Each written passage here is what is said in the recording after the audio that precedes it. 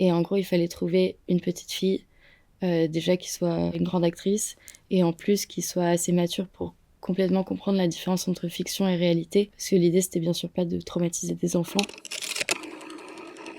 Bonjour, je m'appelle Joséphine Darcy Hopkins et je suis la réalisatrice du film Les Dents du Bonheur en compétition à My French Film Festival.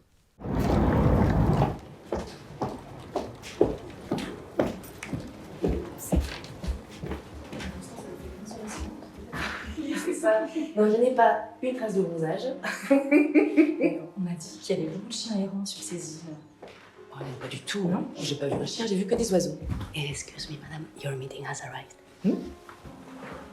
Ah. Les Dents du Bonheur, c'est l'histoire de Madeleine, une petite fille de 8 ans qui accompagne sa mère qui est esthéticienne à domicile. Et pendant que sa mère travaille, elle est envoyée en bas dans la salle de jeu pour faire la connaissance des autres petites filles qui sont les enfants des bourgeoises à l'étage. Donc elle l'invite à participer à un jeu de société pour lequel il faut miser de l'argent. Sauf que Madeleine, elle a que 2 euros qu'elle a eu de la petite souris après avoir perdu une dent. Et donc très vite, elle va perdre l'argent qu'elle a mis dans le jeu. Et pour pouvoir rester dans la partie, elle va se retrouver obligée de monnayer ses dents de lait. Ça faisait longtemps que je savais que je voulais faire un film sur ce sujet-là, les rapports de classe, mais à hauteur d'enfant.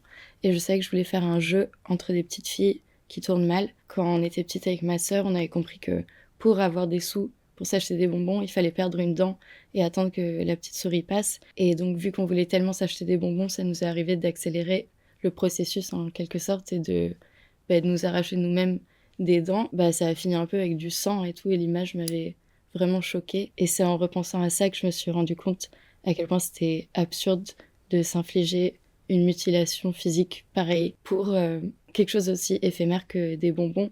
Et je me suis dit que c'était une manière peut-être intéressante pour aborder les rapports de classe, mais à hauteur d'enfant. Dans le monde des enfants, il n'y a pas les mêmes filtres et les enfants n'ont pas encore intégré tous les codes de bienséance et les normes sociales et tout, c'est beaucoup plus brutal. Je me disais que c'était intéressant de pouvoir le traiter comme ça, sans toute cette politesse et toute cette subtilité. Je sais pas, j'aime bien ce décalage entre des petites filles habillées toutes sages, avec des petites jupes et des couleurs unies qui vont très bien avec le décor, mais qui en fait sont capables d'être extrêmement violentes. Oui, et à partir de cette case, vous reculez de 3 cases. Eugénie, your mother says you have to look after...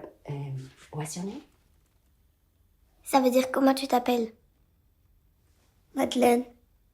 C'était assez compliqué pour créer le jeu, parce que déjà à l'écriture, il fallait que le jeu soit crédible, qu'on puisse suivre, comprendre les règles, et en même temps sans que ce soit super long sur les explications et répétitif. Donc on s'est inspiré pas mal de jeux qui existent déjà, dont notamment Destin, parce que je me rappelle avoir joué une fois à ce jeu quand j'étais plus jeune et il m'avait vraiment choquée. Et j'avais trouvé ça pas marrant du tout comme jeu, parce que c'est tirer une carte et c'est en mode toi t'es né dans une caravane, toi t'es né dans une maison bourgeoise. C'est juste un jeu très capitaliste et assez déprimant. Pour moi, le personnage de Madeleine, ce qui la différencie des autres enfants, c'est que les autres peuvent rejouer le lendemain si elles veulent au jeu, ou elles peuvent jouer tous les jours, alors que Madeleine, c'est sa seule chance. C'est la seule fois de sa vie qu'elle pourra jouer à ce jeu, et du coup, elle a une rage en elle que les autres petites filles, elles soupçonnent pas. En allant à fond dans les règles qu'on lui a imposées, en fait, les autres vont finir par la trouver bizarre, ou alors elle est dans l'illusion encore qu'elle va être acceptée par ce groupe si elle gagne,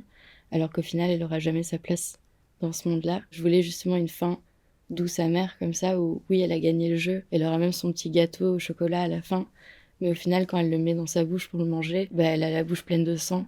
Et l'idée, c'était, en gros, après tout ce qu'elle a subi, oui, elle a gagné, oui, c'est une battante, mais est-ce que sa victoire peut vraiment avoir la même saveur après toute l'humiliation qu'elle a dû endurer?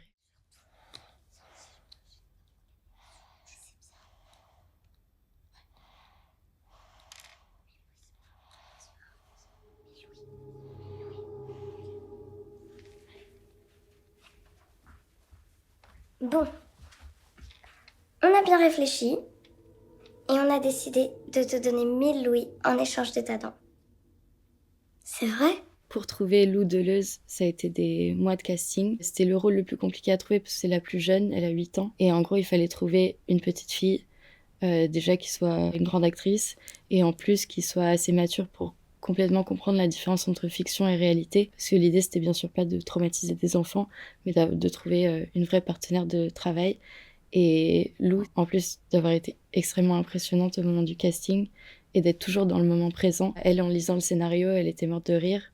et elle trouvait ça très drôle. Elle comprenait totalement que c'était pas vrai, que c'était un jeu. Pour trouver les autres petites filles, on a trouvé Catel Varva aussi, qui joue la méchante. Et il se trouve qu'en fait, dans la vraie vie, elles étaient super amies déjà. Donc c'était trop bien sur le tournage. C'était un peu comme une colonie de vacances. Au début, j'ai essayé de faire des répétitions, mais je me suis rendu compte que ça servait à rien et que c'était plus stressant qu'autre chose. Et ce qu'on a fait, c'est plutôt sur le tournage, faire des très longues prises où je laissais tourner pendant 15-20 minutes et à chaque fois, c'était des pick-up, réplique par réplique, regard par regard, jusqu'à ce que ce soit bon. Et du coup, je savais à chaque fois quand j'avais assez de matière pour pouvoir le monter, qu'il n'y avait pas vraiment de place pour l'improvisation de toute façon. Je pense que j'avais la musique de chaque réplique en tête de toute façon. Donc c'est un gros défi de mise en scène parce que j'avais peur qu'on s'ennuie ou que ce soit toujours filmé de la même manière, que ce soit répétitif, que ça bouge en fonction de ce qui se passe et que ça soit de plus en plus tendu.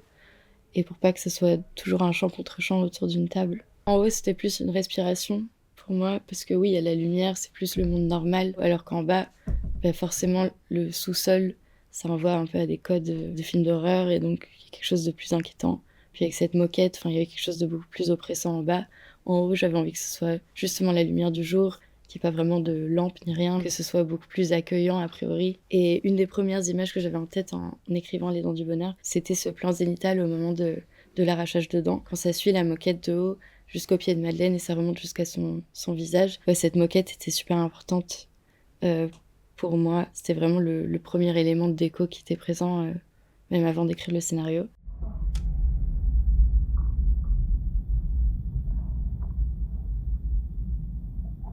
Vous avez été intoxiqué par des pesticides. Vous devez vous soigner. Passez 3 tours. C'est une blague. Dommage. Vas-y, Madeleine, c'est à toi. Ah, t'en mets partout, c'est dégueulasse. Essuie. Alors, il y a un mélange dans le film de SFX et de VFX. Tout ce qui est les dents disparues, ça, ils ont été effacés en post-production. Mais ensuite, pour la scène d'arrachage de dents, ça a été fait donc en vrai sur le plateau. Donc, c'était assez marrant parce que pour ce faire, il a fallu plein de choses différentes. Dans le film, les pinces, il y a une vraie pince, mais il y a aussi une pince en mousse qui a été refaite. Donc c'est David Scherer qui a fait tous les effets spéciaux. Donc il a refait une pince identique mais en mousse pour toutes les scènes où la pince est en contact avec sa dent. Et ensuite, il a fait la même pince mais dimension x3 parce que la fausse bouche qu'il a créée est dimension x3, en gros moulée sur les dents de Louis Deleuze, mais plus grosse pour pouvoir faire des inserts. Et donc c'est une fausse pince sur une fausse bouche 3 fois plus grande, donc la bouche était genre comme ça. Et ensuite il avait des tuyaux de sang qui passaient à l'intérieur des gencives et il fallait genre tourner pour tirer.